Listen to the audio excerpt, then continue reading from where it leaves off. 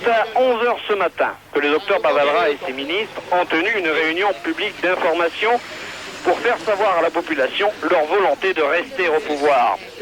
À 12 h enfin, mouvement de foule au centre de Suva. La tension continue de monter et c'est place du marché et place du Parlement qu'ont lieu les premiers échanges de coups de poing entre Mélanésiens et Indiens. Ils sont accompagnés de caillassages, bris de voitures, matraquages.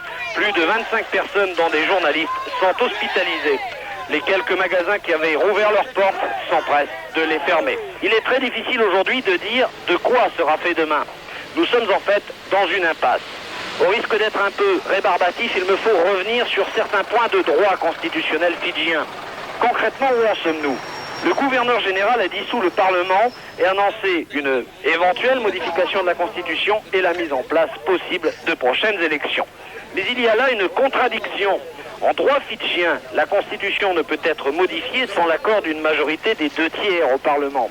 Or, ce Parlement n'existe plus. Il vient d'être dissous. On ne voit pas très bien ce que pourra faire le gouverneur général. Peut-être la mise en place d'une assemblée constituante. Il ne faut pas oublier que le gouverneur général représente à lui seul l'exécutif local. Il a les pleins pouvoirs délégués par la reine Elisabeth. Enfin, il ne faut pas oublier le général Rambouka n'a pas dit son dernier mot et il se murmure de plus en plus ici que l'on pourrait assister à un nouveau coup de force des militaires qui pourraient faire usage de leurs armes afin d'asseoir définitivement l'autorité du chef. À cela, il faut opposer une autre rumeur, celle de l'arrivée imminente de 11 bâtiments de la marine britannique avec pour mission de rétablir la démocratie parlementaire à Fidji. Mais tout cela n'est que rumeur. Ce qui est sûr, c'est que le problème fidjien est loin d'être réglé. Une plaie vient de s'ouvrir entre deux communautés.